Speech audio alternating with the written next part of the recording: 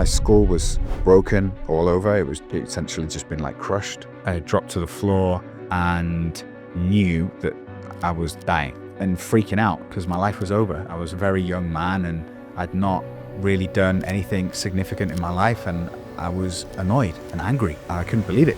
You might know him as Mr. Fitness and the CEO of Boxica, a really much loved fitness brand here in the UAE. But Cyrus Rustom's story doesn't start with fitness or being an entrepreneur. It starts sadly with a tragic accident that almost took his life in Afghanistan. Please welcome to the show someone that was broken somewhere else but made in Dubai, Cyrus Rustom. So I was in a dark place. I was 12, I was in school, messing around. The moment I saw that photo, I realized that it was my escape from the reality that I was in, not enjoying life at all. But I knew that if I put my mind to it, this I could do. I could get fit.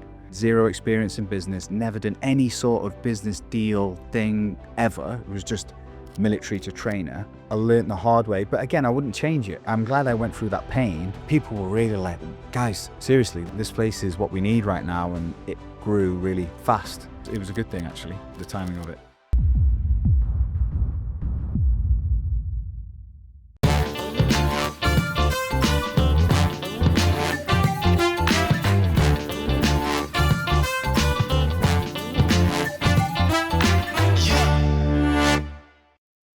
Well, Cyrus, thank you so much for coming to join us on Made in Dubai. You're a pretty good example of someone that's made it in Dubai over recent times. Founder of Boxica. Yeah.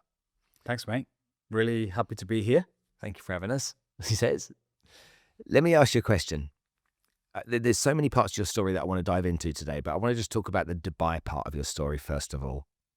You essentially built a personal training business here in the UAE.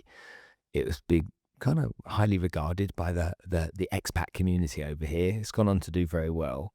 How does someone get into being a personal trainer and then go on to build a business and become an entrepreneur? Is that an easy thing to do, or is there a challenge in that? Well, yeah, I started as a personal trainer for fitness first. I did that for 6 months. Yeah. And for me personally, I figured out that financially I would never make it to where I wanted to be training people one-on-one. Mm-hmm. And so I worked out on a personal level, and training people was a little bit boring for me. I'd done it for so many years, and I wanted to grow something that was bigger than me. It was a challenge because as a personal trainer, I had zero experience dealing with people other than, watching them bench press and, eat your protein and whatever. So getting into the business side of things was really tough for me.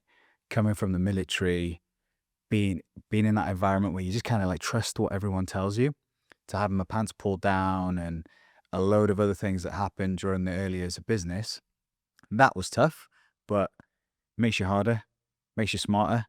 And my second business that I got into was, a much smoother ride because I was a little bit battle hardened, if you like, to business.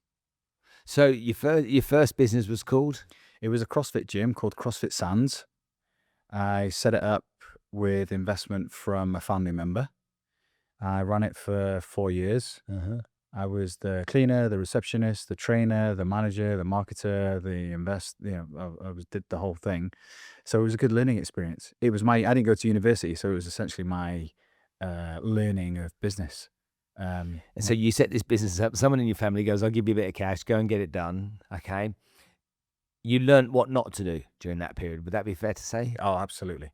It's a joke, like looking back at how I was operating at all levels. It was very inefficient, let's just say that.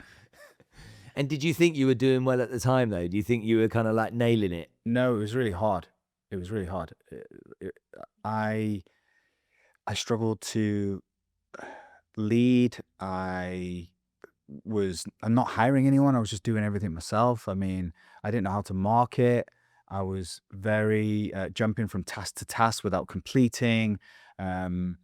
It was difficult for me to have hard conversations with people. I just wanted to be liked by everyone. I was pretty much a trainer running a business. So yeah, made all the mistakes, but I wouldn't change it for the world. I mean, every day you learn something new and you get better. And at the end of that 4 year period, I was much better at handling the business side of things. I learned a lot, got out of that business, and when I started my second one, I was like, okay, I've got the confidence now. I've done this So let's before. just stay in that first one again. For the benefit of young entrepreneurs, people that are just starting out, this segment might be valuable for them. Mm. What were the biggest mistakes you made, and what did you learn from them? Okay.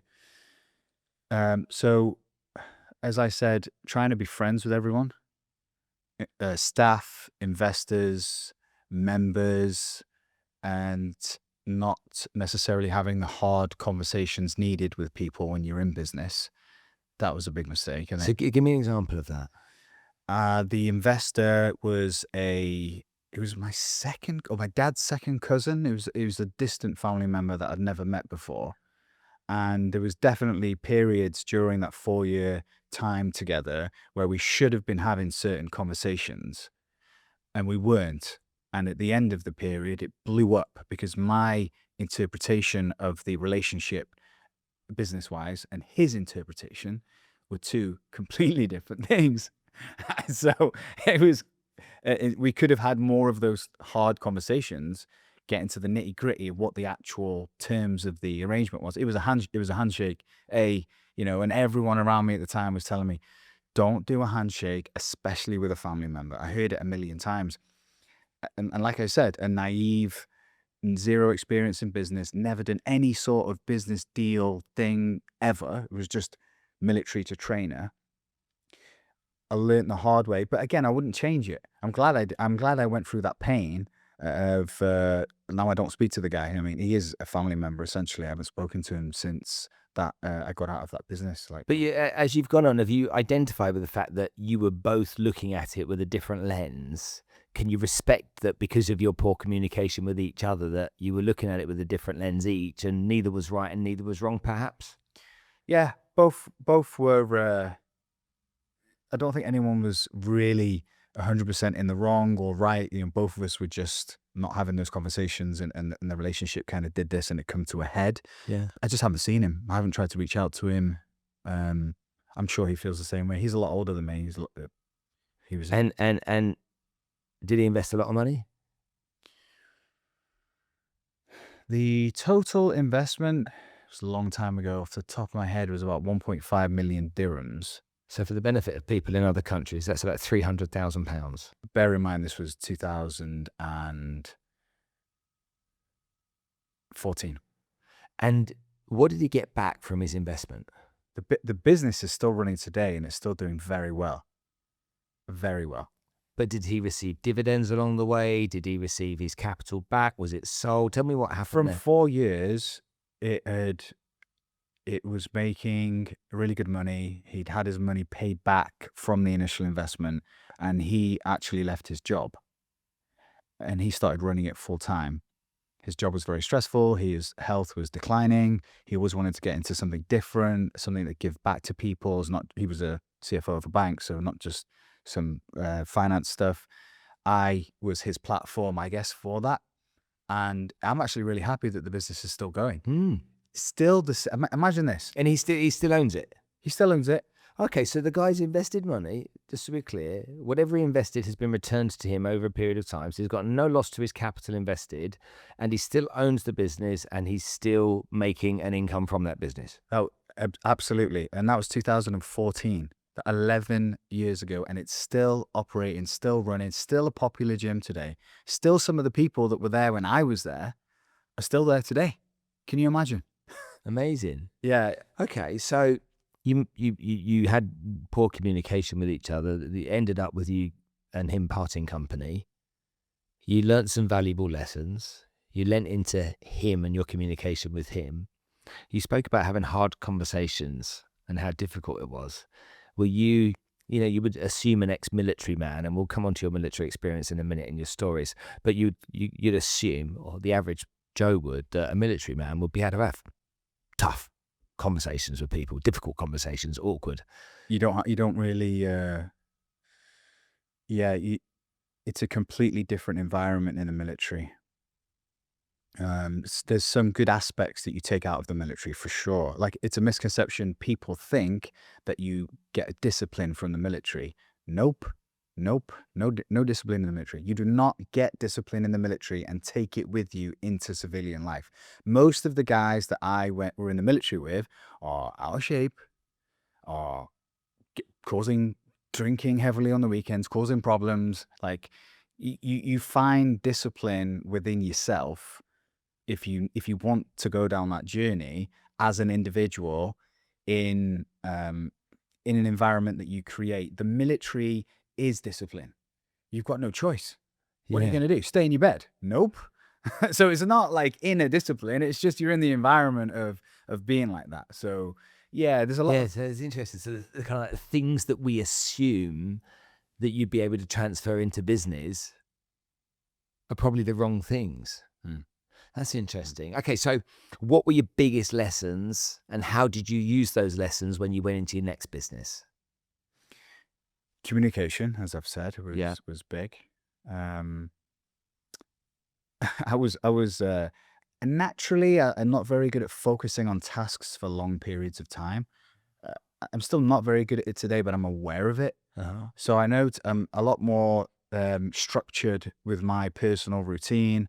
And I realize that if there's a task that needs to be completed, I need to sit my ass down and do the task. And I'm aware of my brain trying to jump from, this to that to this and go and do this is more exciting. No, no, no, no, no. This is what needs to be done now. This is your job. Get it done. I can have difficult conversations with people now. It doesn't bother me.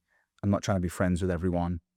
I understand marketing. I understand keeping investors happy. I understand customer service, customer communication, the actual aspects of training that we were doing in that gym. I've learned what works, what doesn't, what people like, why people actually come to a certain type of gym.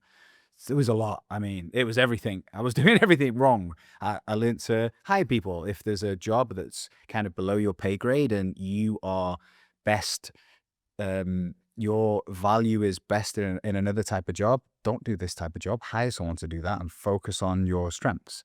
So there's a lot of things. Even people that are higher than your pay grade as well, because sometimes you need the expert marketer or the Yeah. accountant or the lawyer, Yeah. whatever it may be, and you can't do it yourself. You need someone to do it for you. 100%. Okay. Tell me about the second business. What was it called? What year did it start? And That's my current business. Yeah. Boxica. Yeah. Yeah. So with that experience, I was in London and saw a concept there. There was some boxing bags and I went for a class and I liked the actual training concept of it. And I thought, I've never seen anything like this in Dubai. Interesting. I knew that from my first business that the type of place that I wanted to build was based around community. It needed to feel like a second home for people. People needed to feel comfortable there. I didn't want it to be intimidating or pretentious. There's a big barrier or wall, if you like, for people that are sitting at home. They're a little bit out of shape. They haven't trained and they look at a gym and they feel intimidated. And it's from calling the leads in that first business, myself, a lot of them, the typical response I would get from people is, I want to get in shape first and then come to the gym. And I'm like, well, I created this business to get people in shape. So you're supposed to come here out of shape and then after a few months leave in shape. But people are intimidated. So like, okay, I flew to New York, spent a week there, did a lot of the all of the boxing concepts that were in New York City in a week. I was doing like 2 free classes a day, went to Europe, spent a lot of time in London, picked bits from different locations that I liked, and then brought in this unintimidating atmosphere that I wanted and created our first concept, which is a dark room with boxing bags, with strength training. People felt comfortable, friendly staff, very approachable coaches, great people, down to earth, not pretentious, and it started there. And we opened actually a week after COVID lockdown. We were, Lee Borg, right? Mhm. My business partner here. We were stood outside when we were doing all the renovations, and Lee was like, "Oh, we're going to go into a lockdown, and we're not going to be able to leave our houses." And I was like, "Mate, what have you been smoking? Like, what are you talking about? 2 weeks later, we're locked in, and we're already so much money into the build that we couldn't pull out. So Lee was just like, we'll get through it. And I was really shitting my pants because I'd put borrowed money from my father and all of my savings into this thing. And I remember having a conversation with myself when I was transferring money into the business account during COVID, telling myself, I'm not going to be able to get this money back from this business. But I said that I was putting in half, so I'm putting in half, but it's going to go. And I'll find a way later to earn the money and pay my dad back and get it back. But it worked because I think because of the friendly environment and because of the timing of it, it actually worked in our benefit in the long term because people stuck at home. And even though they were scared to get out and be close to other people, humans we were just all like, it was horrible, right? And punching the bag in the class and getting that frustration out and having a friendly atmosphere, people were really like, guys, seriously, this place is what we need right now. And it grew really fast. So yeah, it was a good thing, actually, the timing of it. One thing I hate about gyms is when new people go to a gym about how unwelcoming it is for them. If I ever go into a gym and I see a really fat person on a treadmill, just doing whatever they're doing, I have so much respect for the courage it took for that person in that condition to walk into the gym. Because I know what it's like, even when I'm not unfit, even if you go to a gym you don't know, unless the staff are really friendly and welcoming, unless the trainers come up and introduce themselves to you and say hi, it can be an intimidating environment. For me, every single gym should be shut down if it can't train its staff to welcome every member or every customer, the same way. Because we all have these feelings. We're going into an environment that we don't know, with people we don't know, to do something we may not have experience of doing, that we know will bring us some benefit. That's why we've put the gear on and we've driven to that place. But that one thing, that human interaction from the people that work there, if they're highly trained, it shows. It literally oozes, because people are high-fiving you and welcoming you, and they're coming over and say, hey, I know that I don't train you, but I'm one of the trainers. If you need anything, let me know. Okay, I'm over here. Okay, something as simple as that. And then trainers knowing how to remember people's names. I can't tell you how valuable it is when you walk into a gym and a trainer that works in the gym is over the other side. It's like, hi, Spence, how you doing? Yeah. That to me is the difference. Yes. And it's not rocket science. It's the basics. And it's making people feel comfortable. When they walk into the gym, they will look around and you see it, you feel it, they're nervous. And we try and break down that barrier by many things, not just the staff, but the dark room. The workout can be done. Any fitness level can do it. You just go at your own pace. And we say that a lot. Like, you can come if you're very unfit and you can go through it. You just go at your pace. I mean, you can move. Great. You can be side by side with someone that's extremely fit, like a trainer, and you could be an absolute beginner that's never trained for 5 years, and you're doing the exact same workout and you're actually getting the exact same feeling. It's just that this guy's going a bit faster and doing more. So I've been very lucky with my trainers as well. I mean, I haven't always hired the right person. I've hired some You made some mistakes, some right? bad eggs Yeah. through the way. But right now, the team we have, wow, champions. They love it. And the reason why they're so good at Boxica is because they genuinely care about people. They are there to earn money and they do very well, but they're in the fitness industry because they actually want to help people. And you can tell when a trainer spends that little bit of extra time with you, they speak to you after the class, they actually, it's not about just, oh, you have to pay me or whatever. They actually give you the time. I think that there is every gimmick and idea known to man here in Dubai about a way to work out. I even heard someone on the radio the other day with their new gym, and he couldn't even describe it as loud, apart from loud music, dark rooms, high energy. And as he was describing it, I'm like, well, tell me somewhere there isn't like that. You know, indoor training, outdoor training, CrossFit training, boxing training, Barry's boot camp training, individual training, Pilates training, and so on and so forth. It goes on and on and on and on and on. Okay, if you want to find out, do your hot yoga in a leotard with men only, you can find somewhere here to do that. Yeah. So for me, I look past all that stuff. Because to me, it's like getting fit is getting fit in whichever way it is. And different things work for different people. So just find what makes you feel good about what you do. The fact that you're doing, what do they say? If someone goes to the gym every day and works out for an hour every day, smoking won't impact them anywhere near as badly as someone that doesn't. And it's just like, when you say that, it's just like, well, okay, get out and do something. Move. Do something, yeah. And then we have all this stuff with, the food and the type of food you can eat. We all know that it's the food's the problem. It's not the workout. You're going to get fat if you eat too much. And off camera earlier on, I was talking about my obsession with Cocoa Pops. Someone asked me the other day on a podcast, they said, what's your guilty pleasure? And I went, Cocoa Pops. but the next question is, what's your favourite food? I was like, Cocoa Pops. Guilty pleasure. It's not cigars, it's not women, it's not alcohol. Yeah. Cocoa Pops. My life. What happened? And so for me, when I look at people that do what you do, I'm like, are you just trying to create a brand and then remove the positive benefits to the human beings? Just think about a business. Are you trying to create a brand that's recognized, that makes good money and is a saleable asset in the future? And arguably any entrepreneur in business is trying to do those things. Yeah. Do you agree? Yeah.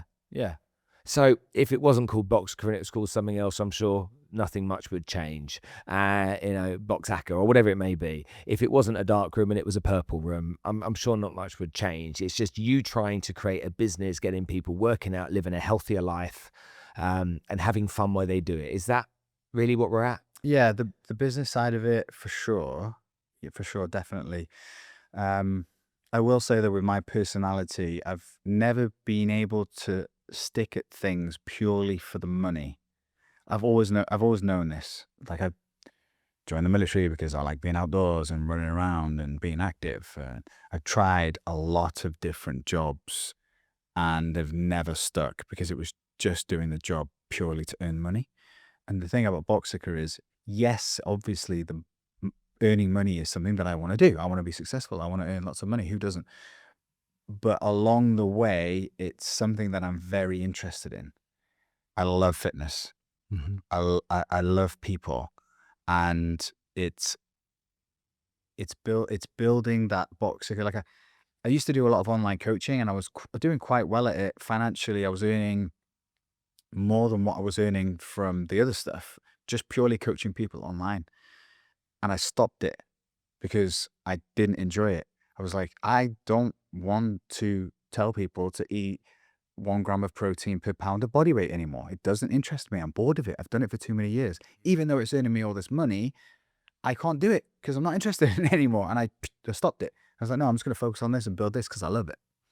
So yeah, we're opening up the second location now on the Palm, actually, Golden Mile. What time is it going to open in the morning? Can it open at 5? I'm not sure, actually. The mall opens very late, but they have said that we can take permission to open early. I know that F45 and the gym and some of the other places open around 6. So you open your second location here on the Palm. Okay, so expanding the business. Yeah. Do you consider yourself an entrepreneur? I am an entrepreneur now, yeah. What does that feel like to be called an entrepreneur? I don't know. I do things my way. I think a lot of other entrepreneurs would probably look at what I do and maybe not agree or like, or say, oh, he could do so much more, or he could do this or do it that way. I'm doing things my way. I enjoy my way. The business is growing. I'm having fun along the way. That's very important to me. I spend a lot of time with my family. I spend a lot of time on my health. I'm happy doing what I'm doing. The business is growing. Yeah, it's fun. You As su- long as it's fun, I'll do it. If it Yeah. ever got to the point where it was taken away from time with my kids or whatever, I simply wouldn't do it anymore. Are you successful? I think I'm successful. Yeah. Yeah. How do you measure that? I wake up every day happy. Like I just said, I spend lots of time with my children, which Yeah. is the best time for me in the day. I just told you before I come here, I got to go on the beach and swim for an hour in the ocean. I mean, that's not normal at whatever time in the afternoon. People are normally in an office, on the computer working for someone. There is certain responsibilities that come with being a business owner. I think now, after so many years of doing it, more than 10 years, that I've built the capacity to handle certain amounts of stress, and I'm able to go home at the end of the day and be with my family and not take that home with me. So yeah, we just grow, and I guess as you get older and more experienced, you can take that. But yeah, the lifestyle that I have, I'm very happy with. And is there someone in the space that you live in the whole personal training industry, uh, whether that be an entrepreneur or somebody that's, Tony Horton or whoever it may be? Tony Horton. Yeah, Horton is the He was guy that that does the online videos years and stuff, years right? ago. He used to do it on the telly. Yes. Whatever that was called, that Yeah. DVD set. Yeah. He's insanely successful, by the way. Yeah, I know. He's been on my show. Yeah. Oh, has he Yeah, really? he's been on the podcast. Interesting. Yeah, he was. We filmed in Hollywood, and he came on the show. Wow. So he told us all about it. And the guy's 65 years old or 64 Wow. years old, and he looks 35. Yeah, Like ripped. he's really fit. He tried to be an actor originally, didn't he? Yeah. And then all that acting training worked because he ended up getting into that. Yeah, Very crazy good. stuff. What's it? Telly shopping or whatever it's called. That's it. He was doing the adverts on telly. Yeah. Wow. Yeah. So, is there anyone like that you kind of look at as kind of like, I want to be like that. I want to be as good as that. I want to have that level of success. I want to achieve that. Does that ever come in your mind? Not really. No. No. No. Never competing with anyone. No. I'm doing my thing. I'm living life my way. I don't want to fall into the trap of trying to be like someone else. People value different things, right? Like I said before, people probably look at what I'm doing and say, "Oh, if I was him, I would do it like this, or grow like this, and do this." Yeah, well, I work hard every day. I work a lot, but I'm doing it my way, and that's important because, like I said, the way my mind works and the way my life is. Like I spoke to someone the other day, my business partner actually, and he's in he's the hardest working person that I know. He's consistently on his phone working. And he said, I've seen my daughter like 15 minutes this week. And in my mind, I was just like, I wouldn't accept the money. I don't care how much money it is. I need to see my sons every day. I need to be there for them. And that's my happiness and that's their happiness. And so, yeah, the original question, do I think I'm successful? Yes, but it might not be what other people think success is. Well, it doesn't matter though, does it? At the end of the day, it's what you think Exactly. successful that matters. Yeah. I couldn't agree with you more. The most successful people I know don't have much money. Okay, so I never measure success by money, but lots of people do. Isn't it a funny world that we, with someone with a lot of money walks into the room, everyone kind of treats them different and looks at them different. And in a sense, they have figured something out, a lot of respect for them, but it's not everything. What is it Jimmy Carr said? Show me a trust fund kid and I'll show you a tortured soul. Yeah. A lot of problems, right? Yeah, With, absolutely.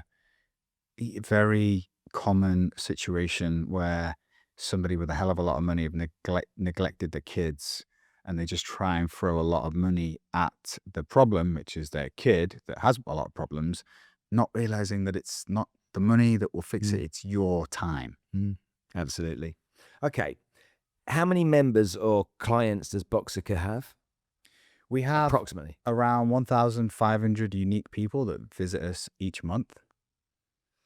So it's quite a lot of different people. 1,500 unique people that visit every month, and some of that 1,500 come 3 or 4 times a week. Yeah. Some Yeah. of them come once a week. Some of them might come once every 2 weeks.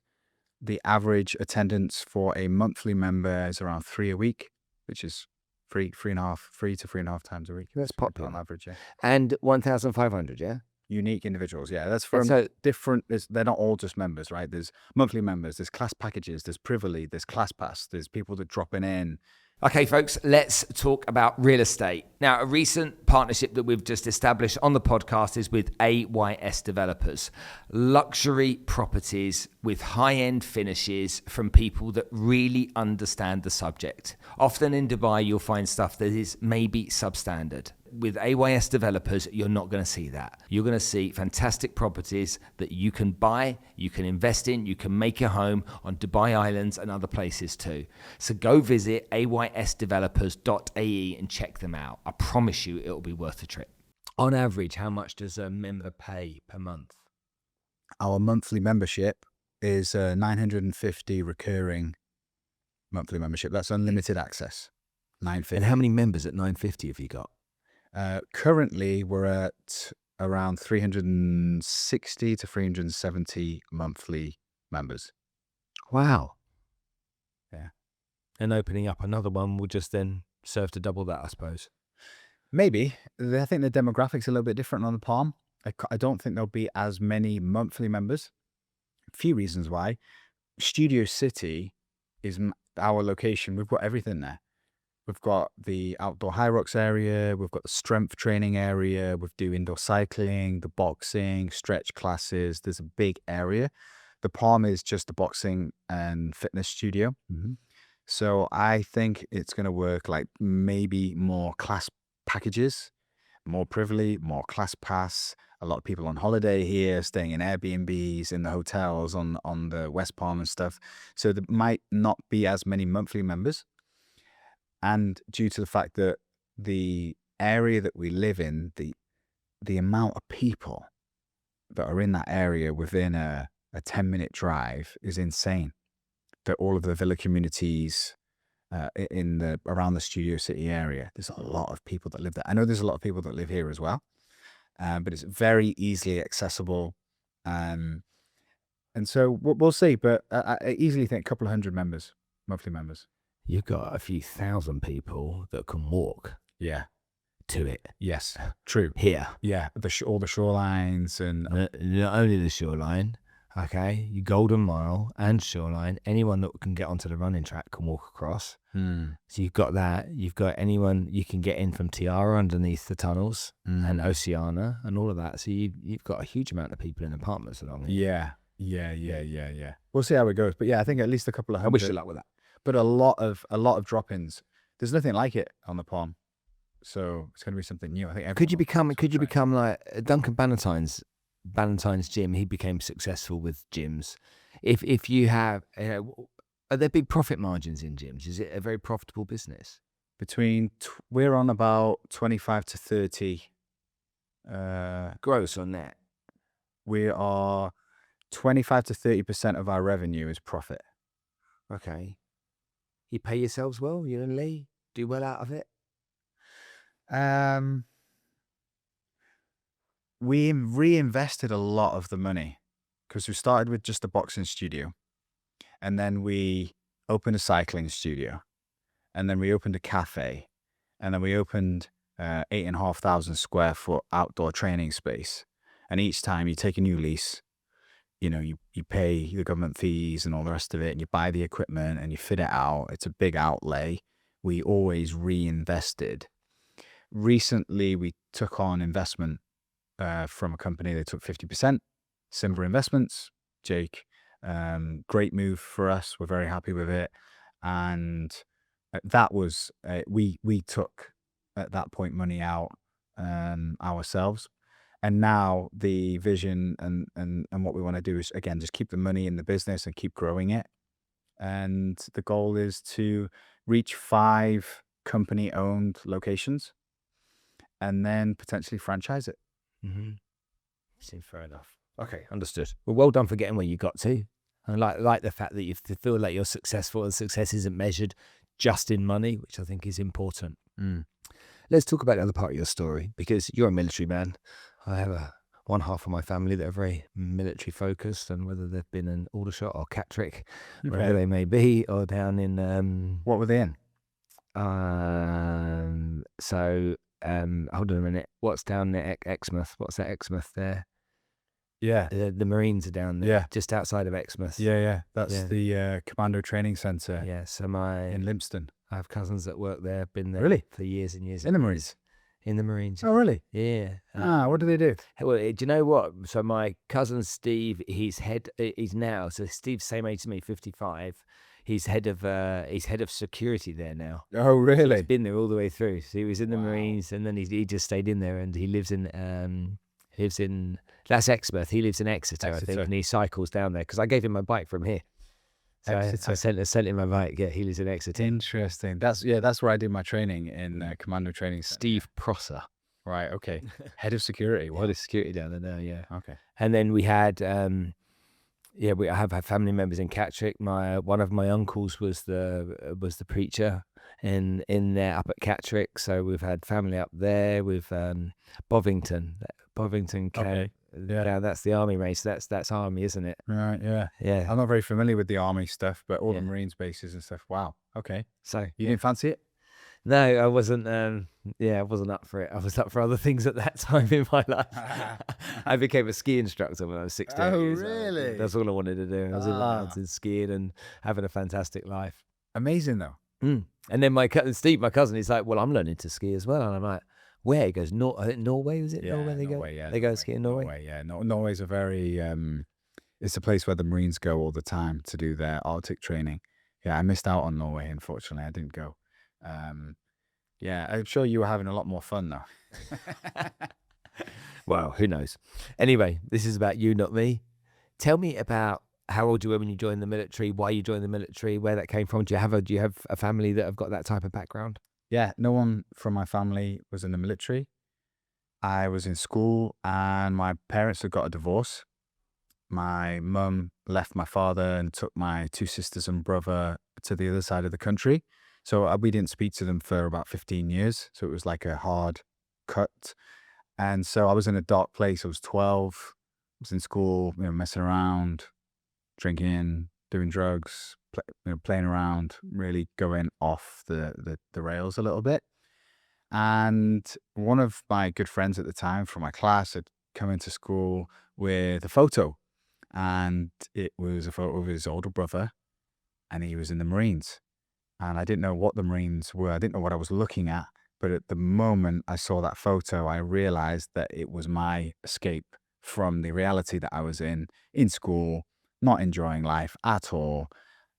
I wasn't very academic. I honestly did not understand a word the teachers were saying 90% of the time.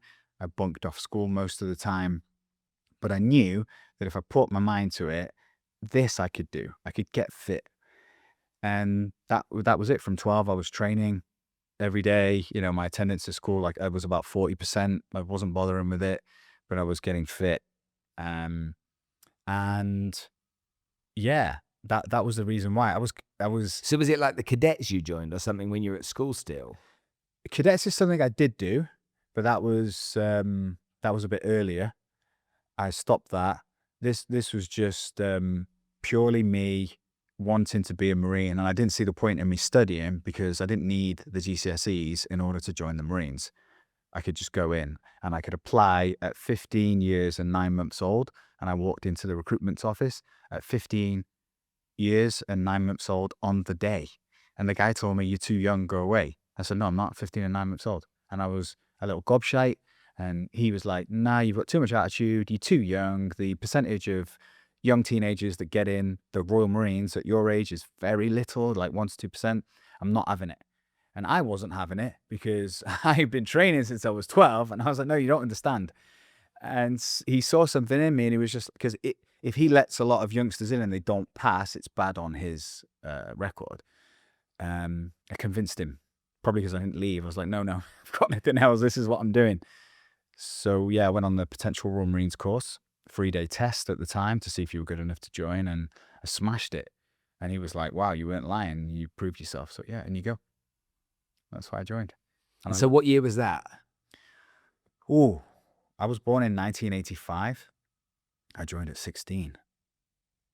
Yeah. So I was, 1985. So that's 2001.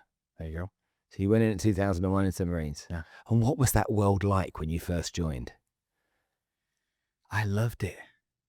Describe it so we can understand it, because I've never been in the military. What was it You like? go in and you arrive on a train. You're not allowed to go by car. Your parents cannot go with you. You have to arrive on your own on a train with all your stuff.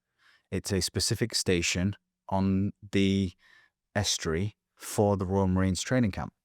And you're alone, and you get off, and the drill sergeant meets you and takes you to a block where 60 men sleep in one room for 2 weeks. 60 men, one room, and that's called the foundation. And they are hammering you, and they're trying to weed out the people that haven't got what it takes to move on to the rest of the training. You're really doing basics. Okay, talk to us, because we don't understand what basics are. Give us an All understanding. right, so imagine a shower room, 60 young men watching a man wash himself head to toe in detail. Washing every part of his body in detail, clipping his nails, doing everything, shaving. They teach you how to do zero, everything. How to brush your teeth. They teach you how to do everything. And then they teach you how to iron. They teach you how to fold your clothes. And you've got you in the gym at this point. You're just doing like basic runs and gym stuff, just basic fitness, nothing too strenuous. All the kit and everything is all new. There's a lot of it, and you've got to maintain it immaculately at all times. And so there's a process, and this is the start of the process. And you wear a little luminous colored band on your uniform so everyone could recognize that you're new. And you're not allowed to walk anywhere on camp. Zero walking. You have to run everywhere. No walking. Never allowed to walk. You have to run. No matter where you're going, what you're doing, you run. They play little games with you, like they say, okay, it's lunchtime. It's 12 noon. Be back on your beds, ready for inspection at 12:20, for example. And they know that there's no way in hell you'll run into the galley, queuing up, getting your food, eating your food, running back and being ready for inspection in 20 minutes. Impossible. So we skipped, there's no food that day. We're ready for inspection, right? They play mind games with you like this. And so it's the basics. But again, for me personally, like because there was no other option and I knew it and I'd wanted to go in for so long, I was just absorbing everything. I loved it. I loved being around all the guys. Was there going through that pain together in that first part of it? Would the camaraderie start there? Did you start bonding with people immediately? Immediately. Because you were both, you'd be laughing at the same shit, going, "What the hell are they putting us through now?" type of stuff. It's very funny, and you get a great sense of humor through training in the Marines, and it stays with you, and you have to laugh at life, right? It's not all serious, although you're doing quite a serious job. There is very funny parts to it. And if you tell me what's the one thing you miss from the military, it's the camaraderie and it's the practical jokes that you play on each other. It's so funny. It's so extreme telling civilians some of the stuff that we did to each other, but it's just a joke for us. Like, it's funny. And then you progress through training, and it progressively gets harder and harder and harder, and appropriately so as well. How to explain that to us? When you say it gets harder, what's changing?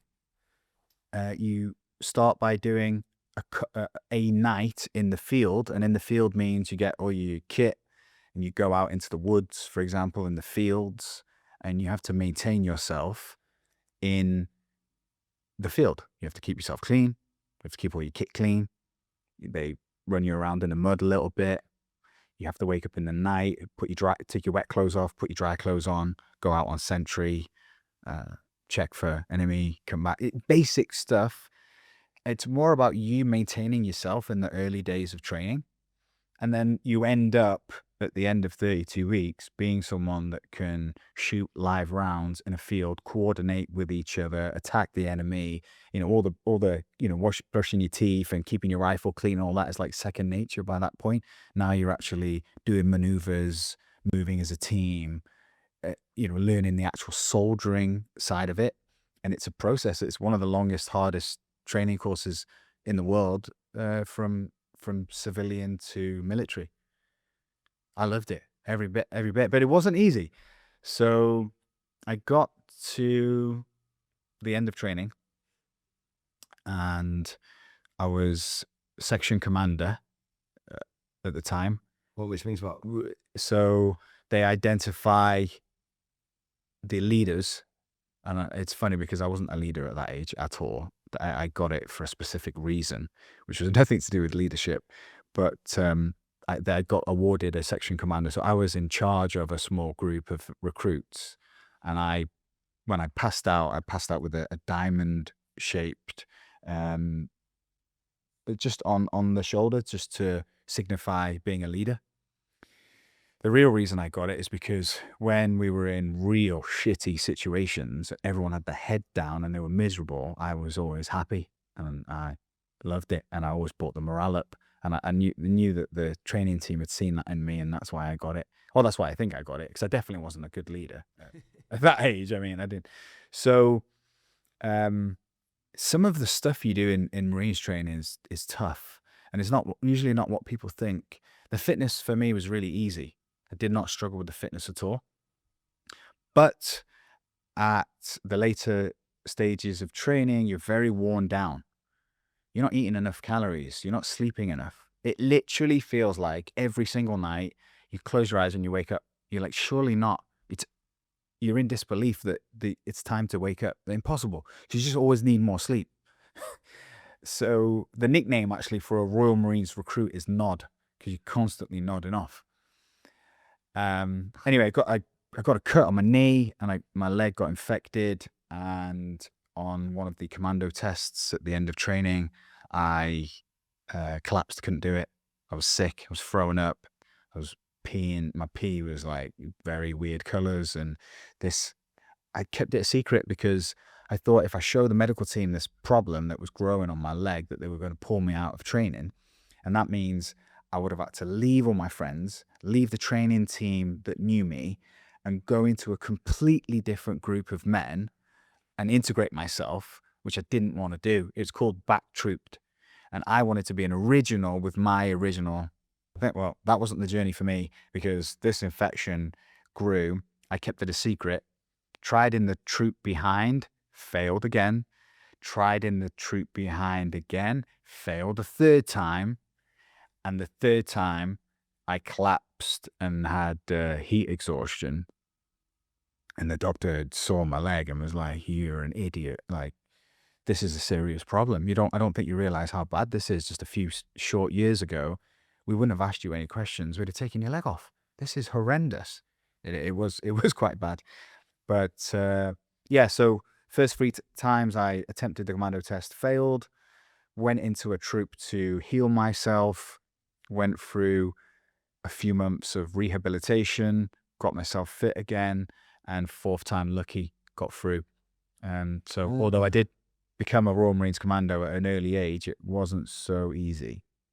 A lot of failures. Like David Coggins didn't get through with the Rangers, did he, at first? Oh, really? No, he failed 3 or 4 times. He couldn't get through because he couldn't swim. And so he struggled to swim. Really? Yeah, he struggled to swim. That's what his challenge was. Yeah. So you then get the outfit, get that I'm now a Marine type of stuff going on in your life. Where did they send you? I went to 40 Commando in Taunton as a soldier. So whatever that means to everyone that's not military. It's a base based in Taunton. In Somerset, yeah? Yeah. And it's called 40 Commando. That's just the name of the base. Yeah. And I am now a part of that unit. And anywhere 40 Commando goes, I go with them. How many people are in this 40 Commando thing? Oh, that's a great question. The Royal Marines is quite small. I believe at the time there was about 4,000 to 5,000 Royal Marines total. And there was 3 main bases. And I was on one of them. And there's other stuff as well. There's not just the 3 main bases, a lot of other things. I would say 1,000. Okay. 800 to 1,000. And you moved together? Yeah. Okay. So you go down there, and where was the first place you were sent overseas to go, to do stuff? Were you sent to wars? What were you? Well, tell me about that. With 40 Commando, I just went on an exercise to Europe where we went to France, Portugal, and Spain. And it was just an exercise, just practicing basically, just practicing everything you've learned. And the reason we went on that exercise is all the European Union um, countries were going together basically as a test to prove that we could go to war without America.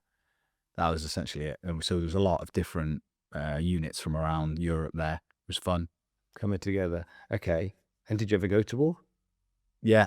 And my second unit went to Afghanistan in 2006. So what was going on in Afghanistan in 2006?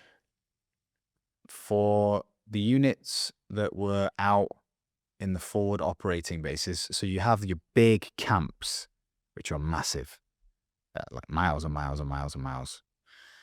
It's quite safe in those camps because they're so secure and they've been there for a while. But then we're trying to progress on the land, and there's a FOB, forward operating base. The guys in the FOBs were getting it. It was big. It was like in the peak of the war, in the sense that they have I forgot the name of it, but there's certain times and certain areas where if you feel like somebody is a threat, you kill them and no one's going to ask any questions. It was that.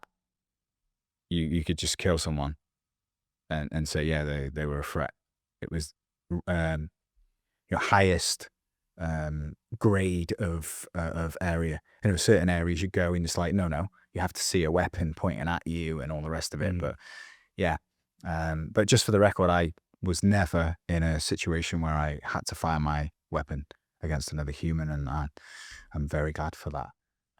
I was on a big base, Camp Bastion, and we were going out on the ground in not so hairy areas, testing some stuff, testing vehicles, testing weapons, messing around in the area, going into Sangin Valley a little bit, but nothing too crazy. There was some bullets and mortars and stuff flying at us. Some of the guys ahead dealt with it. I never dealt with any of that stuff. I got tasked actually for a week to work at the front gate of Camp Bastion to help some of the army guys that were doing the security, because they were down a guy or whatever. So I was on the front gate, and one day there's always a line of vehicles trying to get into camp, food supplies and all the rest of it, local stuff that you would get. And it was quite common for the Taliban to identify the vehicles that were coming to help the foreign forces. And so what they would do is they would pull the truck aside just over the mountains from the camp. They would tie the driver down, blowtorch the bottom of his feet, and then stick his feet to the pedals and say, drive to the camp. And so when I was on the front gate of the camp, I would go down and just do a initial check of the vehicles with my eyes, and you would see the driver, just absolutely in bits. And you'd open the door and see his burnt feet stuck to the pedals. That's just some of the stuff that. See, and what had they done to the vehicles to make them into a? They were just trucks carrying supplies for us. And so they just wanted to punish the driver. The Afghanis driving stuff to the enemy, essentially. Oh, man. Okay. Some of my friends that were in the forward operating bases, though, did and saw a lot of crazier things than that. I mean, that was just. Like what? Some of them died, lost their lives. Some close friends. Getting blown up, losing limbs, killing people, killing other humans, because it was either kill them or be killed. Terrible.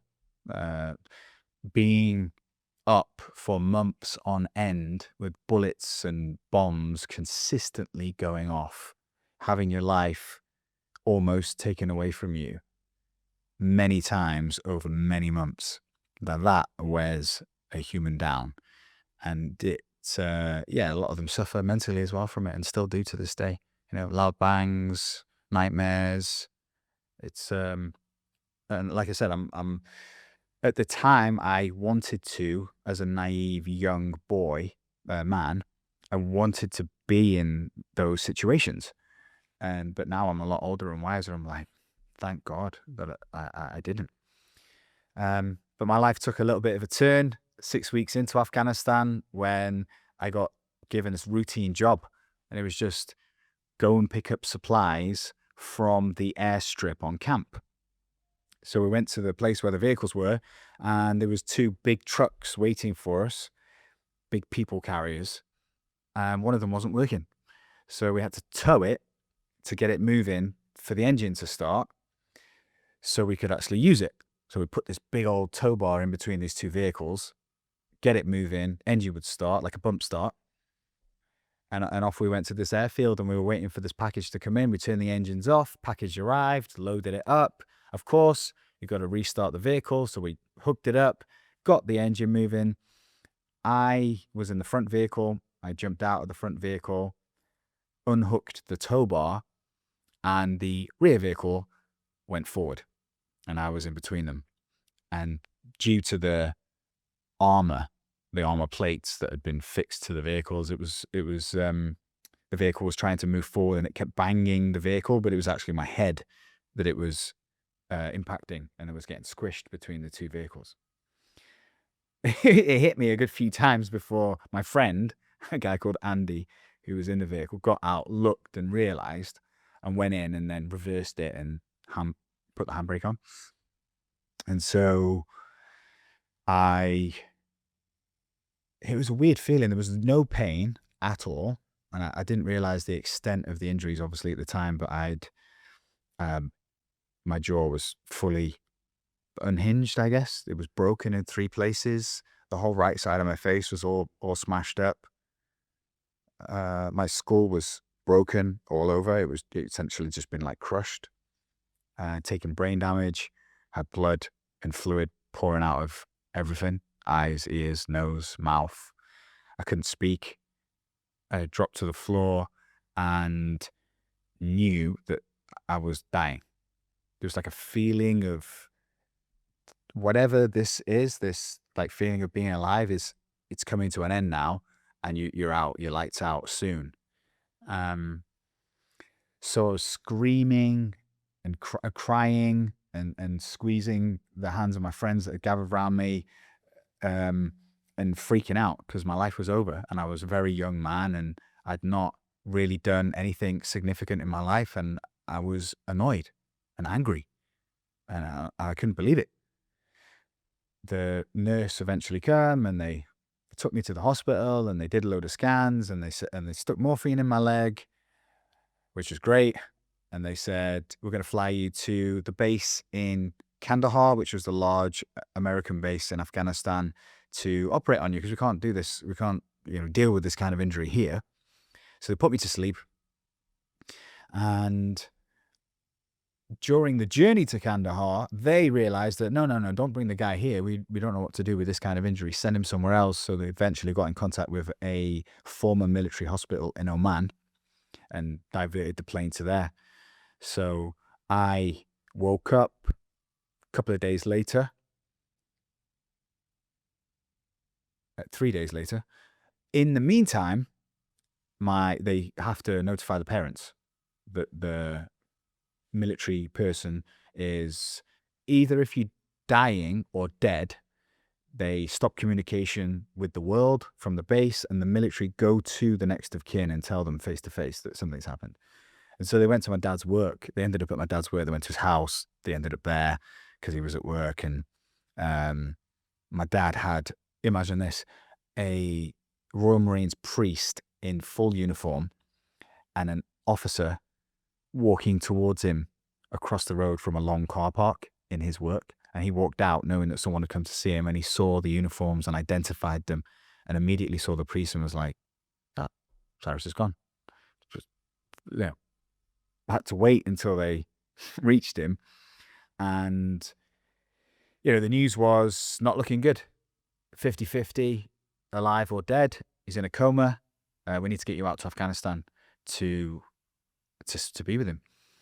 And 3 days later, I woke up out of the coma, and they told him, we don't need you to come now. Just stay at home. We're gonna handle him, and we'll bring him back when he's ready. They should have sent him out, obviously, because it was still touch and go. But I'm glad they didn't, and I'm glad there was a lot of learning that I got from the next 6 weeks in hospital, being on my own and going through that. Yeah, the first 2 weeks was in intensive care, multiple head operations.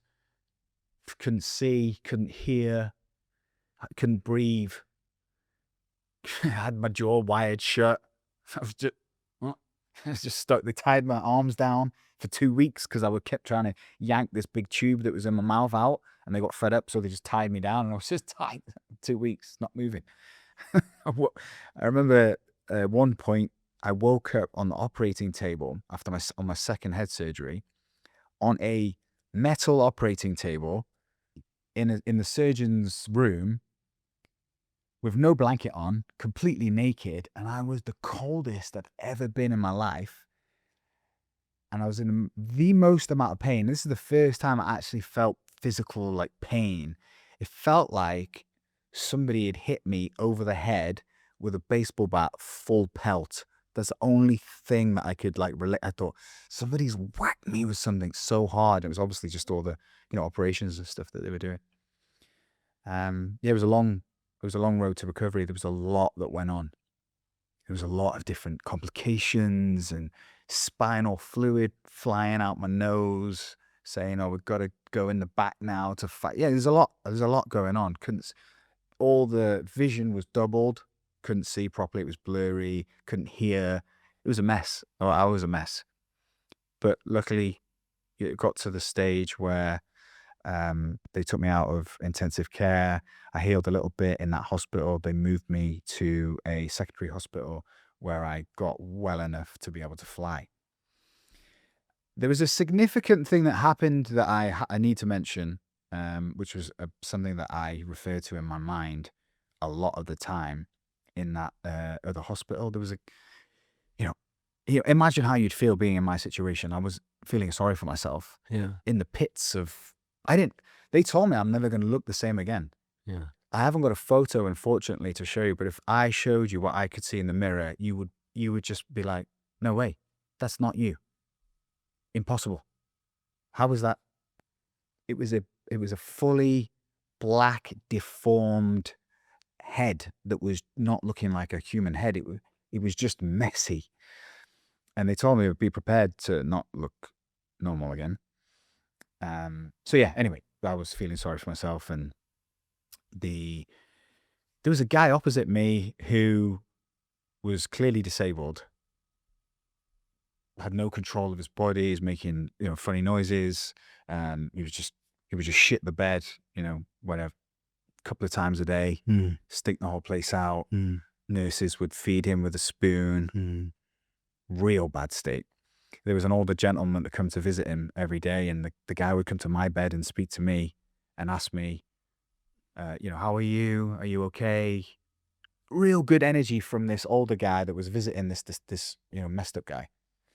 And he was really nice to me, and there was no one there. I mean, I was on my own, so I really felt this guy's energy, and he really lifted me up and made me feel good. And after about a week, I asked the nurse, what the guy's situation was, and the guy in the bed was in a car accident with his mum and his little sister, and he was driving, and the accident was his fault, and his mum and his sister died instantly, and he was disabled for life. And the older guy that was visiting him was his dad. And I was just like in shock. Why is this man speaking to me like this? Why is he giving me good energy? Why is he's just lost his wife, his little girl, and his son is like this for life. And that was a hard stop in my mindset of feeling sorry for myself. And it's something that I refer back to a lot in my mind, because I'm like, Jesus Christ, dude, like, think about that guy. What are you doing? This isn't hard. It's like you have context. And when you have context, it can make you think differently. But without context, if you tell me that first part of that story, that's horrific to think what you went through. but then you give it the context of what happened then you change it, how you think about it yourself. Yeah. I think we often go into a place of feeling vulnerable or feeling like a victim or feeling depressed when we don't have context. Yeah. Because there's always someone who's been in a situation 10 times worse than you could even imagine, let alone what you were going through. And once you have that, then it can make you go, okay, maybe I'm over exaggerating stuff. Nonetheless, you've been in hospital, you've smashed your skull to pieces, your jaw's in different places, you've gone through hell, but even you've got something, when you're conscious again, something to give you some context so you don't feel it so bad. How long did it take you to recover from your injuries? About 8 months. And how long did it take you to get strong again? Oh. Yeah, it was about, I'd say, year and a half. And so after 8 months, do they chuck you out of the Marines? Yeah. And that's it, you're done? Yeah, I had my notice in to leave before the accident happened, but I wouldn't have been able to have stayed in after that. Yeah, you have no use, are you? I asked them, I said, do I have a choice to stay in? They said, no, you're downgraded now, you have to leave. So you put your notice in to leave, so leave. So, and all of those, how long were you in the military for? 5 years. And what's it like after you leave and you miss all your friends and your buddies? Is that dark? It's a real hard hit. It's a real hard hit. A lot of my friends suffered leaving the military. Mate, it's so easy. You're on camp. Your food is cooked for you. The medical bay, if you need to see a doctor, is down the road and it's free. Like, you're in the system and you're brainwashed. You're a soldier. Life is very easy. As much as the job can be hard, daily life is easy. Got to be on camp Monday morning at this time. You have a lot of free time.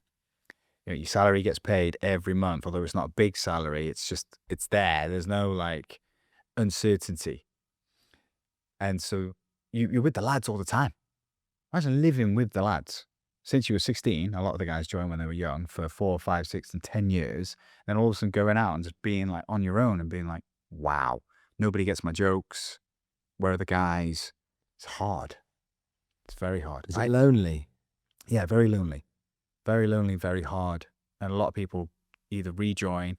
I had the feelings of going back in. It's like one of those where I knew I needed to stay out of the military, but there was part of me wanting to go back in. I knew I couldn't go back in, but I did. Do you know what I think? I think your story, what bothers me about your story is that I can kind of understand when there's a Marine at war, shot by a sniper, IED, while they're kind of like doing their thing in the middle of it all. And you don't. You literally are on an army base on an airfield and a truck crushes you. I mean, you couldn't have more bad luck than that if you tried. Well, yeah. So you say bad luck, and yeah, it was tough, but I would not change it for the world because so much happened because of that. What happened? You talk about what positives, yeah? What were the benefits? Yeah. What were the benefits? So during my... Yeah, let me tell you, I got crushed by a truck when I was in Afghanistan, in Camp Bastion, yeah? In Camp Bastion. And I would do it all again. So let me tell you, in my commanding officer's interview when I put my notice in to leave, the guy was like, what are you going to do? You've got no grades, like you didn't learn anything, you're just a soldier, you're not going to be able to apply that in civilian life. And I was like, I want to travel the world. And he's like, what are you going to do? Have you got money? And I was like, no. He said, how are you going to do it? I'm like, I don't know. I'm going to work in a bar or get a job doing something, but I want to travel the world not in uniform. I want to be a backpacker. That was my thing. And he was just like, you're making a big mistake, man. Honestly, you're going to end up coming back into the military. And I'm, well, let me go out and try it. And if I want, I'll come back in. And he was really adamant and pressing me to take my notice out. Maybe at the time they were a shortage of men or whatever, and he was just trying to do his job. I had this vision in my mind to travel the world and backpack. I didn't have any means to do that, but accident happened, left the military, got a payout, traveled the world for 5 years, not having to worry about money. Mm-hmm. So I got exactly. I mean, 5 years without having to. Not many people get to do that. How much do you get paid when you're Marine? What's your salary? My starting salary at 16 was £735 A month. Yeah. And what was it when you left? £1,300. That was your salary. Full salary. And when you left, what was the payout you got? The Armed Forces Compensation Scheme gave me £20,000 initially. I left the military. I was working as a scaffolder. A scaffolder's bitch, really, just driving the truck and passing in the poles. That was enough for me at that age to leave that job and go to Thailand. And then I got dripped a load of money, which was a claim against the military's insurance company. The vehicle we were using that was broken, we weren't supposed to be using it. We were supposed to be. So it was preventable. I got, in total, close to around £200,000. Oh, wow. Were you wise with that money? Bought a house Okay. with £100,000 of it. The rest of it was traveling the world as a 21-year-old backpacker. Living a life. So I wouldn't change it. Why would, it was painful, short, intense pain period that I got so much from it. Tell me what you still have to carry with you today. What pain and suffering there is today that you carry with you, what from your body physically, what mental scars you have. I have benefits only from the accident. All of the negative effects of it have gone. I mean, I might get sick of meningitis or something when I'm older due to the actual physical damage, but mentally, it's only benefits that I got from it. I was on the desert floor at a very young age, knowing and feeling that my life is over. It's something that not a lot of people get to experience, kind of take things for granted. Mm. And I was annoyed with myself because I wasn't very confident as a kid, and I realized that I'd been holding back in a lot of situations because of my own insecurities, not because of a reality of the situation. And I knew I could be and do better, be more confident, chase after things. And so that it gave me that. That's a benefit, right? That's a plus. It's not a negative. So it's all good. This failing the military training the first 3 times I did it and passing on the 4th time taught me, if you don't give up, eventually, maybe not in your timeline, but you'll get there. Get him almost dying in the desert taught me to be grateful for life. Meeting that guy in hospital, learning about his situation. He's out there somewhere now in Oman, living like that. The dad is still alive, probably, somewhere, having lost his wife and his little girl and his son's, it's all positive. All I got from it was a benefit. And all, by the way, all this didn't come, it was not like I woke up the next day and I was like, ding! This was like years of reflection and healing. I couldn't walk in front of a truck without stopping myself for years, because I was like, especially if it was on. If the engine was running and it was a truck, I wouldn't walk in front of it. I was just like, no way. But all that's gone now. The only real thing I have is slight double vision still because of all the nerve damage to the side of my head. When I go like this, like your head is doubled now, but how is that affecting my life? It's not. So when I was going through commando training and I failed the commando test the first 3 times, I had almost had my leg taken off due to this infection that had grown on my leg. Although I didn't get to pass with my original troop, what I got from that was the ability and the belief that if you don't give up and you keep trying, eventually you'll get what you want. The other bit I want you to tell me again, okay, and I want you to tell me with a bit more magnitude, okay, because the way you described it, and I'll tell you how you described it. Yeah, I took the pole out between the trucks, and the other truck just rolled up behind it, and it crushed me. and the banging on there was my head banging backwards and forwards. It needs to be, yeah. Okay. We need everyone to go in that moment. What the fuck? Okay. So just explain it. You got this, Al, yeah, with the times on it. just explain that bit again, okay? Because I just want people to go, oh, I want them to picture it. Yeah. Okay. And we're on the base, we're on the airstrip, we're loading up the truck, we have to bump start it again. So when we do it, we take the pole, okay, and it rolled up behind. Okay. And I was in the middle and it smashed into me, okay, and almost nearly killed me. I didn't even realize what was going on. And you saying you were screaming, that part of the picture we don't need, because that means that people will imagine you walking around screaming rather than their imagination would be that takes place. Well, you wake up in Oman. Right. Okay. And what I woke up with was this. Okay. So we'll do that other bit, but I just want you to do that bit. Okay. Yeah. Tell me the bit from bump starting the truck to get into the airbase, to loading it up, to then doing it again, and then wallop it smashed together. Okay. And the last thing I remember and what I found out was this. Okay. Is that fair enough? Yeah. Yeah. Got Okay. it. You know it there? Yeah. So we were tasked with a regular job, just a routine job to go and pick up something that was getting dropped off at the airstrip. So me and another Marine went to the garage where the vehicles were, and it turns out that one of the vehicles that we were supposed to use to get this big load was broken. The engine would start only after jump starting it. So we'd have to fix the vehicles together with a large steel tow bar. Right. We'd have to get the rear vehicle that was broken moving, start the engine when it was moving, unhook, and then drive. Got it. So we went to the airstrip, turned the engines off, waited for this package to come in. So we loaded up the vehicles. It was my job to unhook the tow bar once the engine was started on the broken vehicle. I unhooked it. As I was taking it off my vehicle, still in between the two trucks, the rear truck drove forward with me still in between them. Not just once, it was about 8 hits when I was stuck in between the vehicles. And what, you were crushed? I didn't know the extent of the injuries at the time, but later on in the Oman hospital, they told me that I'd broken my jaw in 3 places, which I still have titanium in today.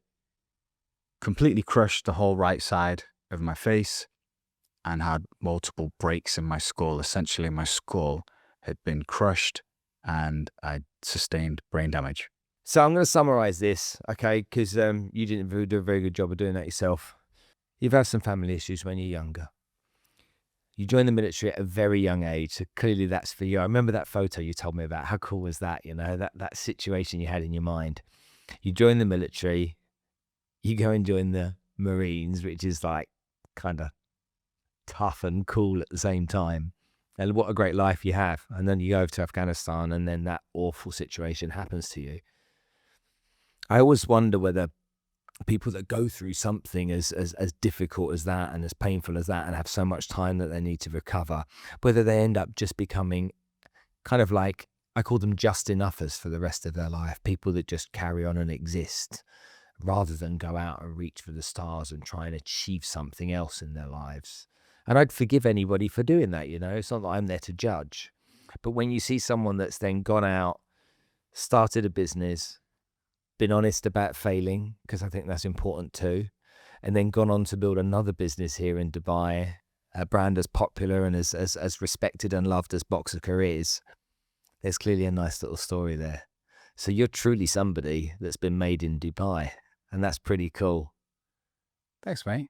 So thank you so much for coming on the show today. It's been an absolute pleasure having you here, and we've talked for an awful long time and got down to the bottom of a lot of stuff. But Cyrus, thanks for your time, mate. Thank you. Really appreciate it.